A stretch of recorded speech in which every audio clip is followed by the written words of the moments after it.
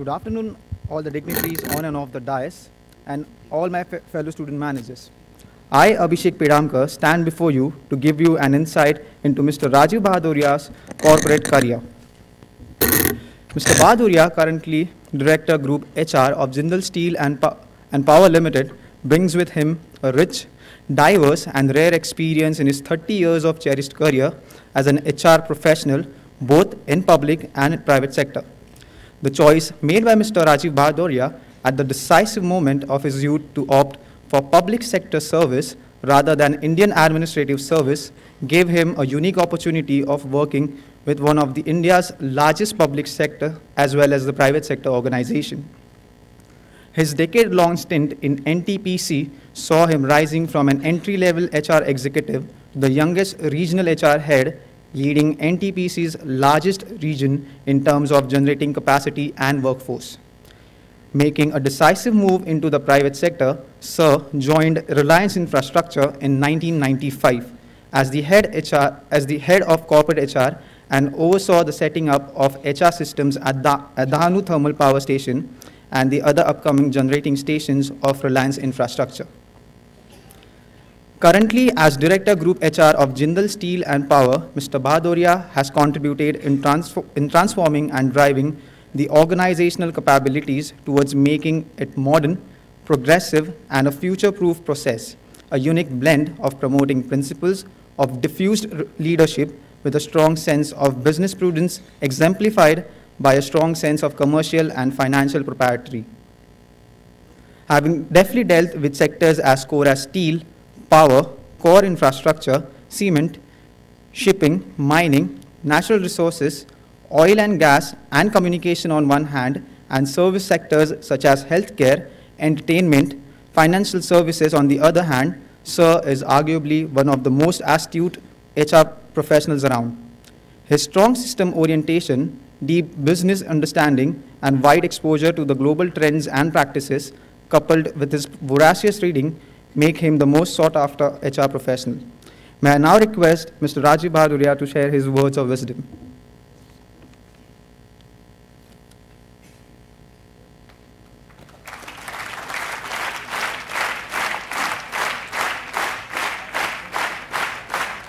Well, a very good afternoon to all of you, most beautiful ladies and gentlemen. Good afternoon. My association with Colonel Bala actually happens to be for the last almost 2 decades now. And it goes on to much beyond friendship actually. He is, with his experience, with his what I call distilled wisdom in action, what I see in him for the last 20 years, the kind of respect I have for him, there are very few about whom I have such respect for. And you guys are particularly very lucky that you are now a part of this great institution that he has built. Well, I have been associated when this institution was not there in the shape and form that it is now today. But that is how great institutions are built. They are built from out of nothing. But there was one thing which Dr. Bala had enough, and that was his conviction. That was his firm belief. That was his will to fight against all odds. And therefore you are here today, ladies and gentlemen. You are in an institution today, and therefore when I come here to talk to you today, I'll surely feel that we must spend some time about, since all of you, I'm told, are freshers, just about 2 months old in this institution. Yes, so I think I'll have a different story to tell because I had come prepared with something else. But having come to know that you guys are just freshers, I think we'll have a different perspective to build. Things become more difficult for me, of course, but I think it will be in fitness of things that we discuss a bit about what is it that you are here for. What is it that you will be doing in the next coming 2 years? And what is it that you should be when you are out from this college or institute? Well, taking the first things first. It's a great feeling that you are now part of a business school. Am I right? But more difficult to understand what is your purpose.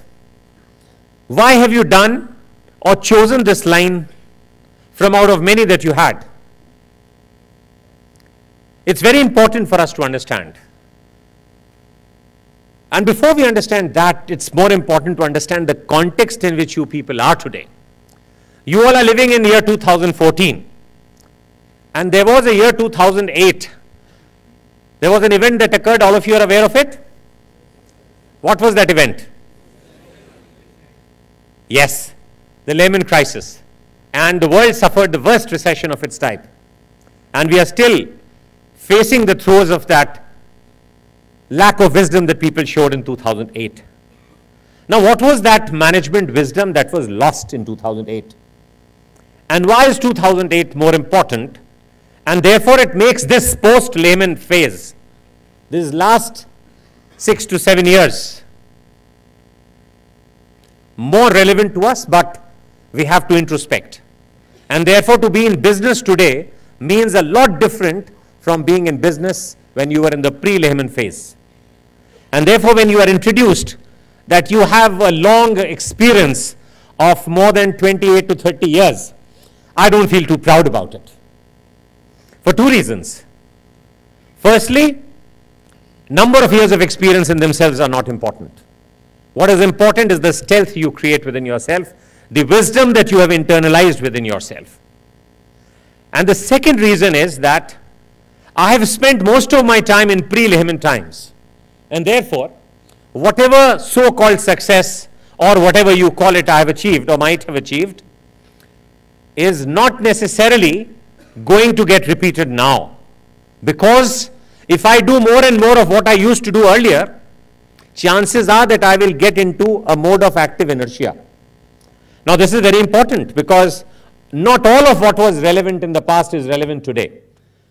And what is more important is that almost 90% of what we did in the past is not relevant today. We can today get the benefit of history, but by doing it, we should not be getting burdened by it. That is the principle number one that all of you have to understand about this post-Lehman period. But before that, we must understand what that pre-Lehman period was, and therefore, what is business today? What is it that you guys are going to learn today? What will be different from the ones that probably we learned when we were in B schools earlier, some 20, 25, 30 years back? That is going to be of most relevance to you. And therefore, as freshers, as youngsters, this is the time when you must actually get clear about what is expected of you. Because most of the people ask me, at the time when placement is closer, what is it that corporates look into us? I said, don't bother about what corporates look into you. Let them be the victims of their own deformed ideas. But you must do the right things. And therefore, for us to understand what are the right things today, that is what you have control over. What they see in you is their problem. What you are is your creation. And that is important. Am I right?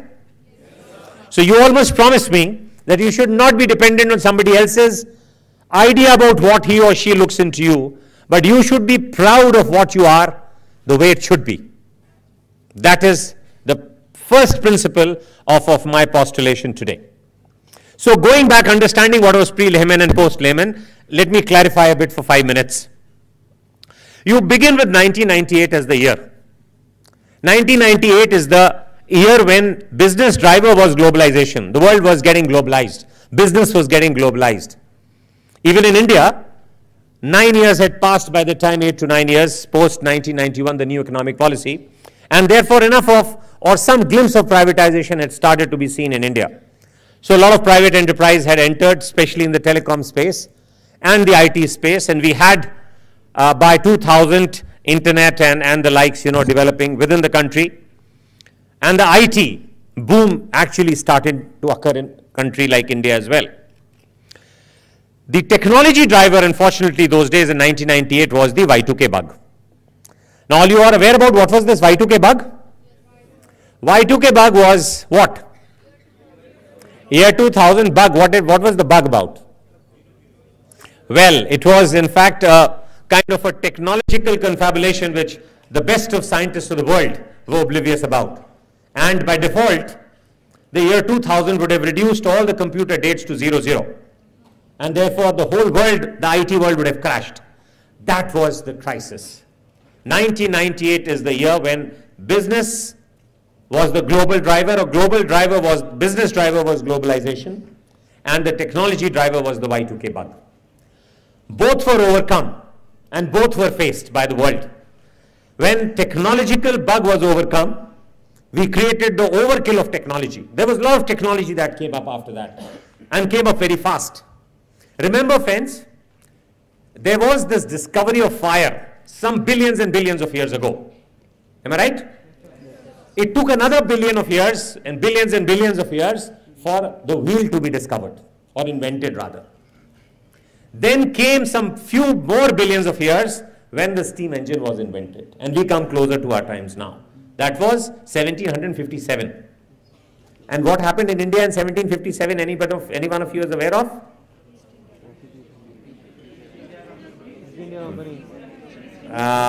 That's right. In a way, very good. I'm very happy that you still have your history dates right. 1757, we lost the Battle of Plassey. And it was subjugation, and the Western world, the Industrial Revolution started. That is the contradiction, because the Western world starts the Industrial Revolution, and India, the era of slavery and distortion and exploitation. So that was in the context of India, but that is not relevant today. What I'm trying to talk about is that there was an overkill of technology. From steam engine to computers, it took another 250 years in the 1950s and 60s.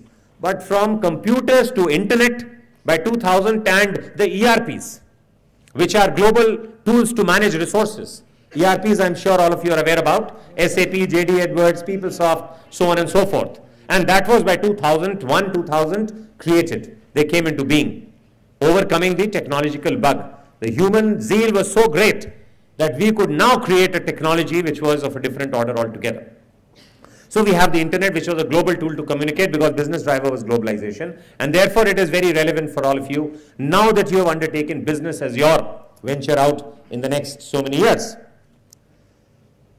What had happened was that there was an overkill of technology generated, and the pace of change of technological obsolescence became humongous, unmanageable. We had, within the next 5 to 6 years, the dot-com boom, the dot-com burst also.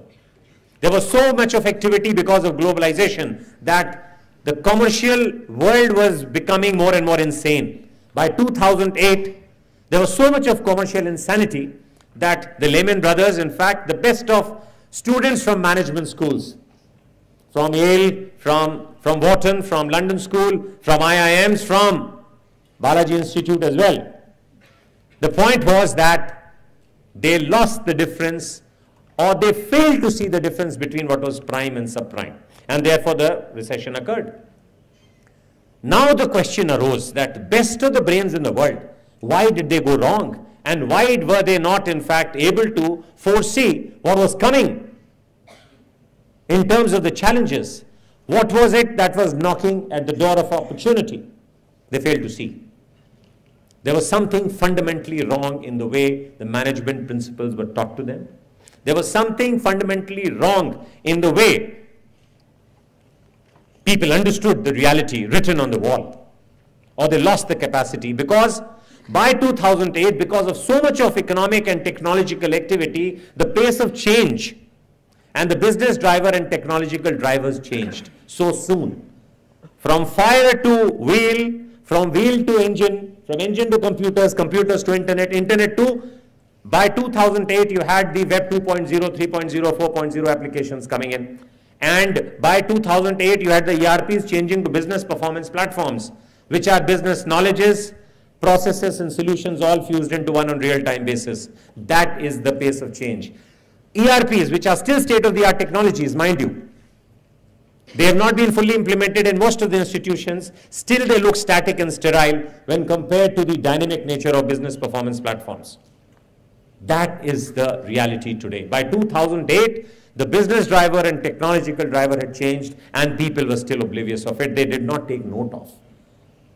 Now for all of you, the benefit of all of you, how and what is this tumult? What is this market turbulence? What is it that you need to do in times which are chaotic? How do you see the method in the madness in the commercial world today, in the business world today, is the real challenge. Very few will actually be telling the fact and the truth as it is. But today, in the next 10 to 15 minutes, I will try to convey to you what is it that you should be doing in these times, which are very peculiar.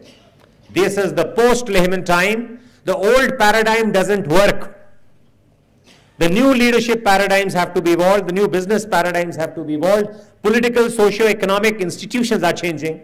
And unless we recognize the pace of change, the nature of change, and the nature of response to it, we will not be successful in the brave new world post-Lehman. Now, what was happening in the pre-Lehman world? It was a world of probability, as I say. And the world in the post-Lehman is the world of possibility.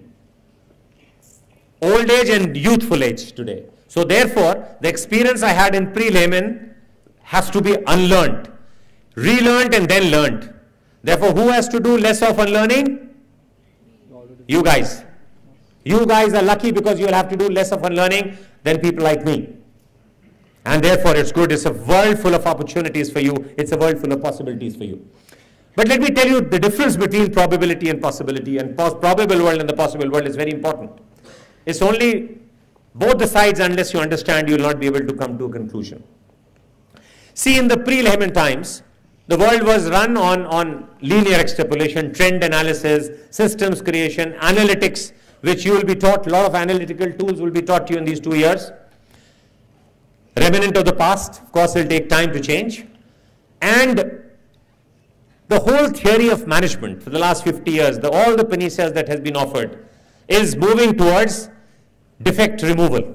You perform processes and systems creation. That is very important. That is a good thing that the last 50 years did. But they also did one thing. If there is too much of system, there is too much of process, it takes away one thing good in us. Processes and systems and accuracy are good for machines, but not for men. And men includes women, of course. When we say that, it is important for us that creativity is sacrificed, the creativity is compromised. So, pre-Lehman times, we were dealing with assumptions where unknowns were taken as few. Most of them was taken as known. We would create a controlled experiment and we would come to conclusions, draw HR theories, do marketing strategies, do kind of business strategies based on these known parameters. But in the continually changing world of post-Lehman world, where time is changing and the things are changing at every given point of time, not just over a period of time. Because what happened with overkill of technology, parameters start changing simultaneously, not just sequentially. So it becomes a problem of great magnitude and complexity. This world becomes more complex. The world becomes, and market turbulence is therefore very, very chaotic and logical outcome of such a change. Probably, the unknowns now become more in the world post-Lehman. Or we recognize them as such. They were already there, but we now recognize that there are more unknowns. Because now that we face this recession, which we are not able to understand, the turbulence that has come in, the changeability that has come to be the order of the day, ambiguity that has crept in, the volatility that has crept in, the complexity that has increased is now making us think that probably we were wrong. Ceteris paribus does not hold good because there is no k called constant in all our equations. Therefore, we have to assume that things are changing and they are continually changing. Over a period of time, they used to change earlier. Billions of years, years together, months together, days, hours, minutes and seconds. Now things change by nanoseconds, millimicroseconds. That is the pace of change. Technology being what it is, it's state of the art. Technology has reached a plateau. So now, friends, business students like you have to now tap your creative potentials, linear thinking processes, creative problem solving issues. Right side usage of mind becomes very important for you because linear extrapolation will not take you too far. So therefore, these 2 years, you need to actually understand whatever is taught to you. But while being disciplined in understanding, you must have that creative energy, zeal and capability to break the rules. That is creativity. That is the right side usage of mind. That is the right application of all that is taught to you. And that what will make you strong. That is what going to make you modern, progressive and future-proof. Is it not this that you want to become? Anybody who is an exception to this? That is important. So, how do you become therefore? When linear extrapolation, I'll give you an example to understand this. Now let me simplify it a bit. Monsoons in India, how do you explain them earlier? Going back to pre-Layman times, you would explain monsoons in terms of saying that something happens in the Arabian Sea. There is too much of heat, water rises, vapor rises, it comes over, touches the Himalayas, and something happens and the rain falls in India called monsoons. Am I right or wrong? This is taught to us, and this was taught to us in geography books. Just imagine today, because of the expanse of global knowledge and wisdom, what has happened? What is the cause of monsoons in India? Something called El Nino. El Nino, which is some current in North Atlantic, and that impacts monsoon. Imagine how global the world has become in understanding the cause and effect. This is the dynamic nature. This is the impact of globalization. Unknowns. We thought we knew how and what the monsoons are, but how oblivious we were that we were fools to believe that. Monsoons were never a function necessarily of the immediate geographical surroundings. They are now, we have understood, impacted by what was happening somewhat in North Atlantic, thousands of miles away from us. That is the possible world now today. That is the ambiguous world. You do not understand. There is no way in which the world can understand El Nino and its impact and can predict the monsoons, despite the supercomputers being available today. So friends, the lesson that we need to learn, and what I mean to say is that today paradigm shifts are to be accepted. And paradigm shift is something, I'll tell you a small story. And I'll explain what paradigm shift means. And that will help us understand what is it that we should be like, what is it that we should be, and what is it that we should all the time remain as, if we have to succeed in the post-Layman times. So coming to our story, what is it that will make us successful in this world, which is the VUCA world, they say, volatile, ambiguous, uncertain, complex, and turbulent. That is the VUCA world today. Business is absolutely turbulent, market turbulence has to be factored. So any theory that you create, any system that you create, any analysis that you do is limited and inhibited by this assumption that it is subject to change the very moment you create it. The shelf life of an idea is too short today. Therefore, there is one approach which I would like you all to actually Google over and decide that you do by the time you've completed this 2-year course. It is design thinking. Design thinking is going to work when the world becomes a mystery. And design thinking, you all must Google today. Get to understand what is this zero-based thinking. Not going by assumptions, not just going by what has happened in the past, what people have done. You can get the benefit of what they have done, but don't get burdened by it. You have to keep your thinking afresh. You have to travel light with no mental baggage. You have to decide things ab initio. Zero-based thinking. You all have heard about zero-based budgeting? Even those of you who are commerce students, who are students of arts, they understand what is zero-based budgeting. It's not incremental. That means last year we spent 100 rupees, so this year we'll spend either 105 or 95. It's not like that. Either you can spend 2,000 and you may not spend even a penny. That is zero-based thinking. Uninhibited and unlimited by what has been done in the past. You have to analyze, you have to see through the things, the reality. You have to treat things whether they are required or not. That is the new approach. Zero-based thinking, zero-based approach about life as if the world didn't exist prior to this moment. So every moment you have to pinch yourself whether you're doing the right thing or not. It's right because others told you, or it's right because you are convinced it is right. That is the kind of stealth we guys have to create. So design thinking is an approach which works in a mysterious environment. World is not probable, where knowns are more, unknowns are few. Unknowns called ceteris paribus, and we kind of conclude. Theory of probability doesn't operate when the unknowns are too many, like in the post-Layman world today as we've described. So the probability theory doesn't work today. Therefore, this is a possible world where the world is a mystery. So some bit of scientific temper, some bit of heuristics. You have to change, redefine and unlearn the algorithms of life. algorithms of professionalism, algorithms of management and management studies. Now that is something which you all have to be very consciously doing in the next 2 years. Design thinking is what is going to make a difference, and believe me, if I come after 2 years and talk to you, you will then appreciate, after having learnt everything that is taught. That's invaluable, let me tell you. What you'll be taught is invaluable as a sense of discipline. But you must have that capacity to break the rules, as I say. Being disciplined and breaking the rules, or the power to break the rules, in spirit at least, not in letter all the time. That is the real challenge, and that is the real stealth that you need to create. So this is design thinking.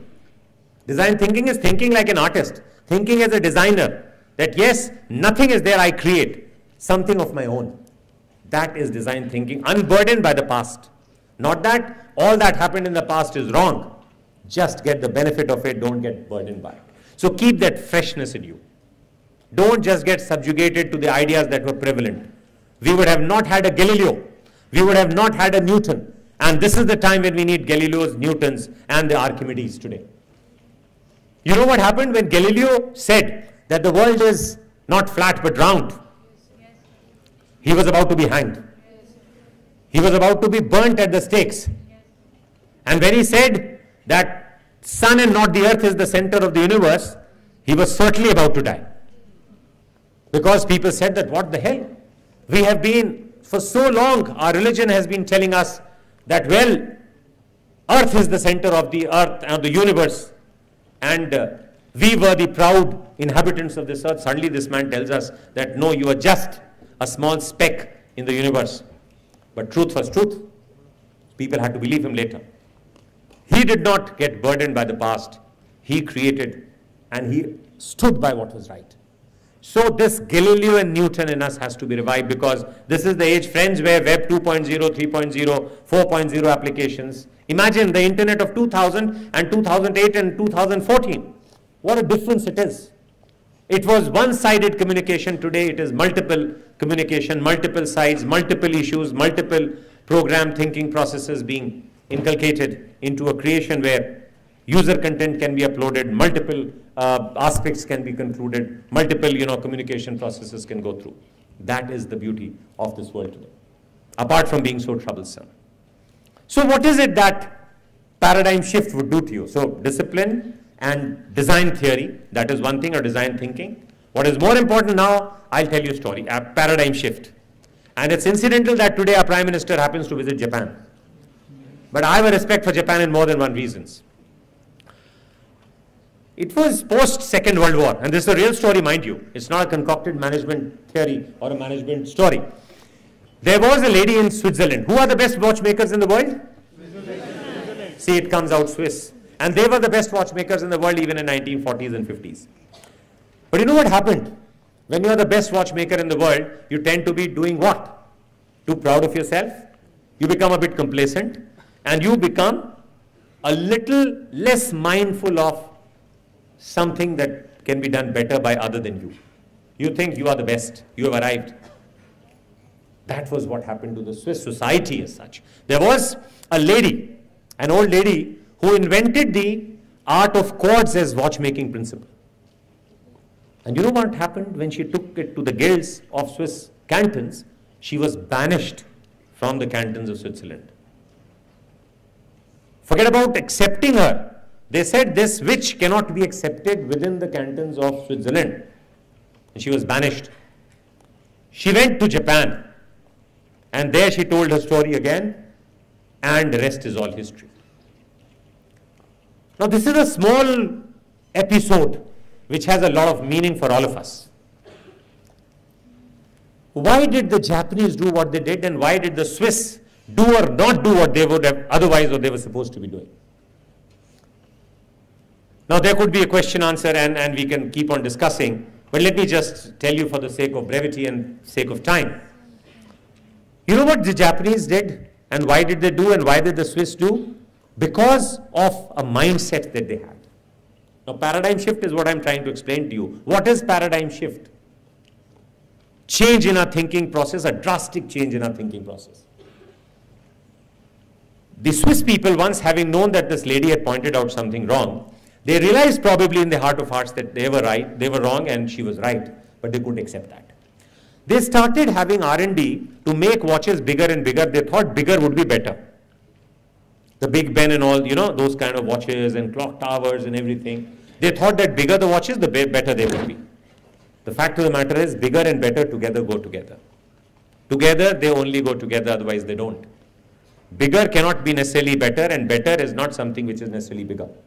So bigger and better is what? But they lost sight of this truth, A. B, they started studying their watches with gold, silver, platinum, making it so beautiful pieces of arts. But in the process, two things happened. They became a piece of art to be kept in a museum, and also the watches became very expensive. So they did not make market sense or commercial sense. Poor people could not buy. And mind you, that was the post-Second World War phase, where mass-based products were required by people because people across had lost their purchasing power. But commercially also they went wrong. Technologically also they went wrong. And they also went wrong because they lost the very purpose of watchmaking. What is a watch meant to do ultimately? Show you time and show you time accurately. That is the purpose of watch. That is the functionality of a good watch. But the Swiss people did all the things which were wrong. Mind you, this was also the time of computers developing. So how people become intellectually blinkered and myopic with success. Computers were emerging as a technology, and time and concept of time or our understanding of time was changing. Till the time the computers came, we understood time in terms of years, centuries, months, hours, maybe days, whatever it is, you know, hours and seconds, that's it. But after computers, we started knowing time in nanoseconds, millimicroseconds. A mechanical watch of the Swiss brand with springs and pendulums could not measure this microseconds and millimicroseconds. Technological changes were necessary, but they ignored. It never occurred to them because in their minds, the watch was, the paradigm of watch was big swings, springs, pendulums, so on and so forth. They refused to accept that watch could be made to work in a better format, tell time more accurately, more in consonance with the changing times, with chords being applied, or the principle of chords in watchmaking being applied. Imagine what happened with Japanese. They understood, and the whole automation in watches, if you all remember in 60s and 70s, Ricohs and Seikos, that were the first automatic watches. Many of you born in this generation would not even know what that watch was earlier, with those springs. Every day in the morning we had to wind and unwind, you know, it would still unwind by evening. So that was the first thing we would do in the morning. All of us who had those watches. But then Japanese changed the watches, made them automatic, and gradually, you know, digitalized and all. And till this 80s, early 80s of Winter Olympics, when Swiss people realized that probably enough of damage has been done, they co-opted this methodology and they got in through the Winter Olympics with watches which were the kind of Swiss making, and they got into digitalization frame, and they accepted the Swiss watches being made the way they should be made in the modern world. But what does this story tell us? They lost out 40 years of commercial, in fact, warfare between the Japanese and the Swiss watches. Swiss were nowhere where the Japanese went. They made the best of those 40 years, and they were ahead of the Swiss people, despite the Swiss people otherwise being the best watchmakers in the world in the history. Because this paradigm of a watch was fixed in their mind, Japanese had no burden of the past. They did not have to protect a kind of an ancestry, a baggage that the Swiss people were carrying, being the best watchmakers in the world. For them, watch meant a functionality, a utility, and whatever would make it cheaper, available to masses, the right technology for the right time, and that would happen. And that's exactly what happened when the Japanese were making the digitalized version of watches. Now friends, just simply understand what is the paradigm shift. The paradigm, why couldn't the Swiss people, it occurred to them, because the paradigm of a watch was seeing time. If you see a big watch, you see the time. But in a quartz or a digital watch, you read the time. Am I right? Yes, sir. The paradigm shift is from seeing time to reading time, but a person who cannot envisage beyond seeing the time of the watch in the old paradigm cannot accept that there would be a time when digitalized watch where you can read time. When you can read exactly what the time is, rather than just see the time in a big watch or a clock, whatever you call it. That is paradigm shift. So this is a great lesson for all of us to be more like Japanese. That was something that we can learn from them. And mind you, that was the time where whole process of quality, the Toyota revolution, the quality, the total quality management systems, the Lean Six Sigma, balanced scorecard and all emerged. That is the openness to accept new ideas, to accept change, to accept things which are different from the ones that were successful in the past, is the credo of relevance for modern post-Lehman times. So friends, this is one lesson that you have to learn and you have to practice. The design thinking is what is going to be the approach that you have in your mind, and this acceptance of the fact that things change and change rapidly, and you have to adapt, upgrade, modify and change accordingly.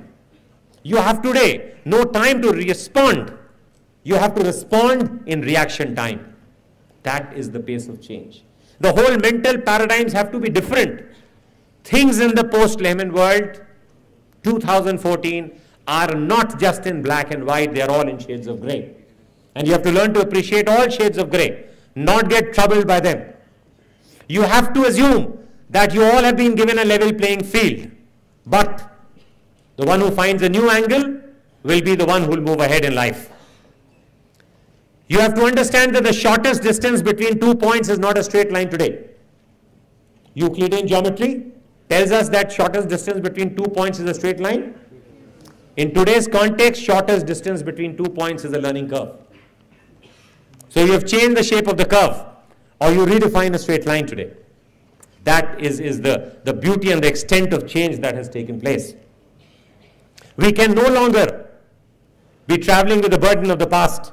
We have to travel light, as I say, with no mental baggage. Don't carry it beyond the point of relevance. Take the benefit of it. Don't, as I say, repeat it, burdened by it, get burdened by it. No. All the time we have to be conscious, agile. And agility, therefore, is the competence which you all have to be very consciously creating in yourself. You have to be agile, nimble-footed, comfortable with ambiguity, fine. I'll learn to see through the mystery. I'll use heuristics, and I'll wait, I'll have patience, and I'll see through this mystery. I'm not daunted by mystery. Because the world is VUCA today. It is volatile, uncertain, complex, ambiguous. So if you are not in a position to take a decision in a state of semi-dark, if you are not in a position to take a decision or be comfortable with ambiguity, then you will be a lot more uncomfortable in life. That is important. And active inertia is bad because it's like a treadmill impact. In a treadmill, what you do? You do a lot of stuff. You do a lot of running about, a lot of sweating out, but you don't move forward. Am I right?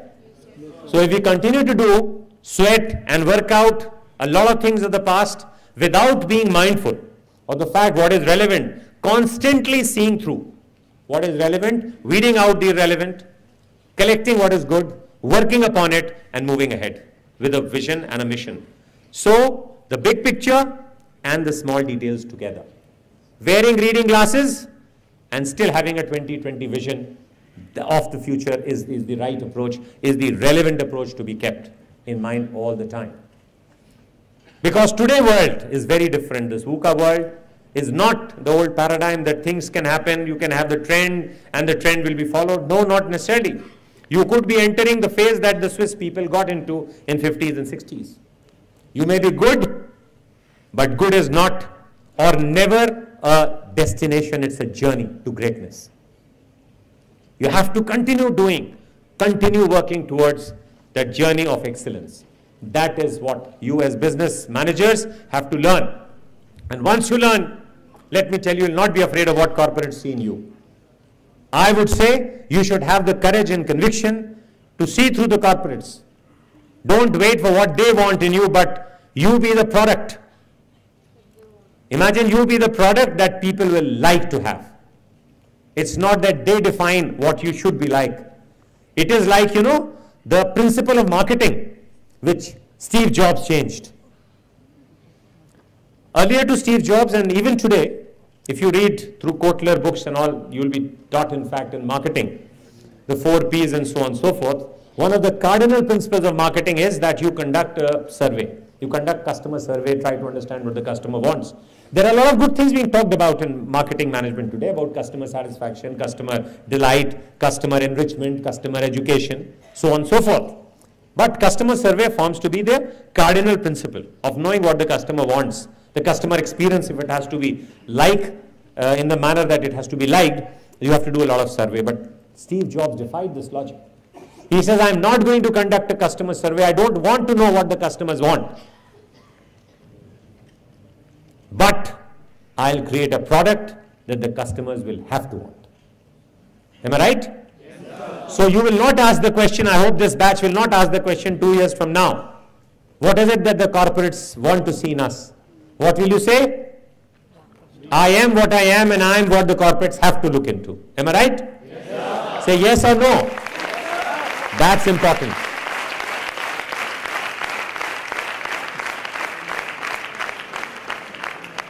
You have to do a lot of hard work. Bala sir is a very hard taskmaster. He gives no holidays. He says there are no Sundays. But let me tell you, friends, these 2 years are an investment. This is where you need to invest in life, in yourself, in those principles which will make you future-proof and sustainable in the long run. So it's worth sacrificing. The way he has sacrificed, he is not behind us. He is always with you. He doesn't have holidays at this age. And therefore, he should be and continue to be our inspiration. But these are the 2 years, friends. Learn a lot of lessons. Learn a lot of principles. Try to understand, but don't get inhibited and limited by them. The books today talk about corporate citizenship. Remember that you will be taught in financial management or in marketing or even if in HR, P ratios, EBITDA margins, profits, profitability, they are very relevant. The top line, the bottom line. It will remain what you need to know. Because as business managers, we all understand that this is very important. But in today's post-Lehman world, and I repeat, post-Lehman world, creating values which are beyond P ratios and EBITDA margins is the real art of new business. Profit in itself, if looked into, will not be there to you. But it should be a healthy byproduct of your doing other things right. You have to continue to create values beyond money, beyond profits. You have to earn not only financial equity, friends, you have to learn the art of creating emotional equity of people. Your customers, your communities around, that is the right way to do business today. Becoming and making yourself into a responsible corporate citizen. That is the new way of working. That is the post-Lehman world, the VUCA world, but it should not be daunting you. It is innocuously to be handled as an innocuous bit of information for you. You people in 2 years must develop their stealth that I will understand the subject. I'll be disciplined first, and then I should be competent enough to change and break the rules or make new ones. And not only work on new rules and regulations, not only the rules of the game change, but I will be capable enough, agile enough to change the game itself. That is the might, that is the power of management education that you can get, the business education, provided you understand the right perspective of that. So I think without any ado further, unless there are questions, I'll take your permission to call it a day. But I would request that if you have any questions, I'm here for 5-10 minutes. We can, and take, Bala sir, we can take a few questions. Please, go ahead.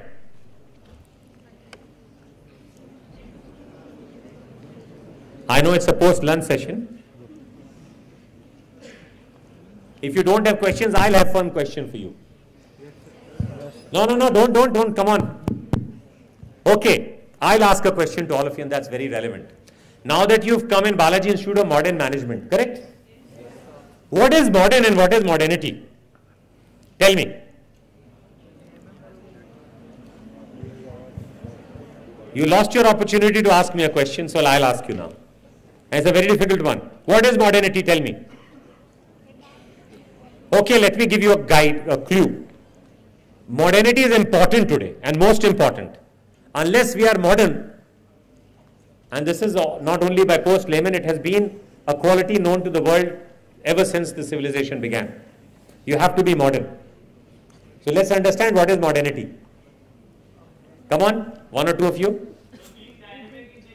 Okay, go ahead now. Yes. Being selfish. Okay. So it requires a new technology. New technology, innovative, adaptive,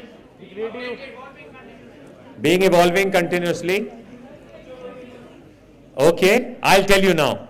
In modern management schools, one thing after 2 years that you must know, and what is it that management school has to necessarily teach you, is a systemic way of looking at things, compressed wisdom, So you should be able to see through or answer a question comprehensively. If asked what is modernity, you should be able to define modernity. All that you said is modernity. There are elements or partakes of modernity, yes, but not modernity in totality. Modernity, therefore, has to be understood. Modernization is not westernization. Now I'll tell you how. Modernization is not westernization. And modernization is not contemporaneity also. What all of you generally immediately jump to conclusion when I say modern, you come to believe that it's something contemporary. You have to be fashionable, you have to be in the present to be modern. No. And now I'll give you the final answer. There were modern people in ancient times, and there are ancient people in modern times. Now you get the idea of modernity? Modernity is not a function of time, it's not contemporaneity, it is a universal principle, and that is the way management school or business school or student should look at a problem. Asked a question, what is modernity?